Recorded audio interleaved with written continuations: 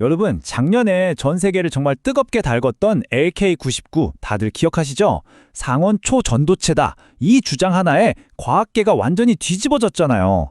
한쪽에선 열광하고 다른 쪽에선 이게 진짜야? 하면서 회의감에 빠지고 정말 수많은 재현 실험이 이어졌었죠.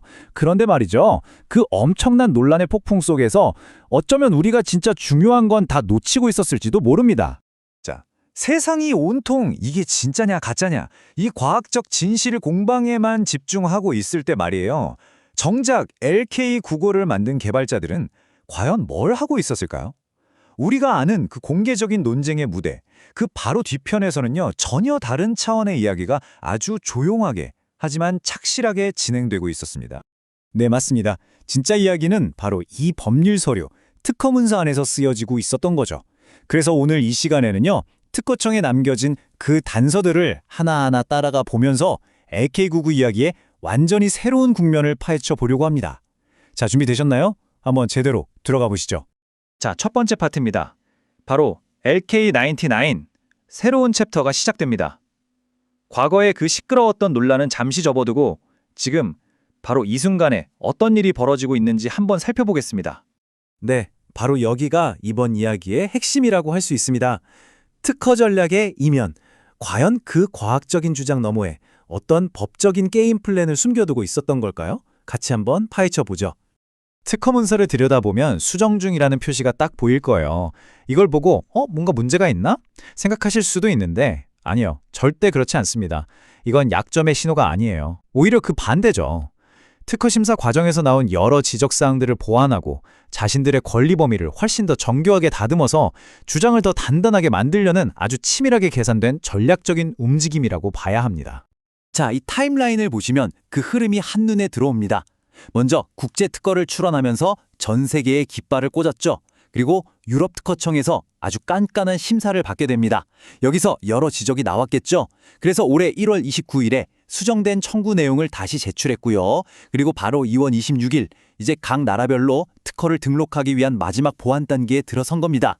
이게 뭘 의미하겠어요? 그렇죠. 이 모든 게 과거의 일이 아니라 바로 지금 아주 활발하게 진행되고 있는 살아있는 과정이라는 뜻입니다.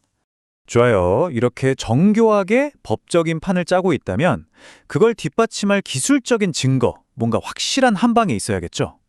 이제 그들이 특허청에 비장의 카드로 던진 것, 바로 400켈빈 주장에 대해 알아보겠습니다. 개발팀이 이것이 바로 초전도체라는 증거다 라면서 내세운 세 가지 기둥이 있습니다. 첫째, 마이크로파 흡수 특성. 둘째, 가변적 자기 부상. 그리고 마지막으로 가장 중요한 임계 온도 데이터입니다. 여기서 특히 가변적 자기 부상이라는 게 정말 재밌는 포인트예요. 한번 보세요. 보통 자석을 어때요? 그냥 항상 N극과 S극이 있어서 밀어내거나 당기잖아요. 스위치 같은 게 없죠. 그런데 LK99는 그게 아니라는 겁니다. 전기를 딱 걸어줬을 때만 공중에 뜬다는 거예요. 다시 말해서 전기 스위치로 껐다 켰다 할 수 있는 완벽하게 제어 가능한 초전도체라는 주장인 거죠. 이건 그냥 자석이 아니야 라고 말하는 아주 핵심적인 증거가 되는 셈입니다. 그리고 드디어 나왔습니다. 이 모든 주장의 활용점정, 바로 이 숫자 400켈빈입니다. 400켈빈, 이게 어느 정도 온도냐면요. 섭씨로 127도입니다. 127도요. 네, 맞아요. 물이 100도에서 펄펄 끓잖아요. 그것보다 훨씬 더 뜨거운 온도에서도 초전도 현상이 유지된다는 정말 어마어마한 주장인 겁니다. 이게 바로 그들이 그토록 외치던 상온 초전도체의 결정적인 증거라고 내놓은 거죠.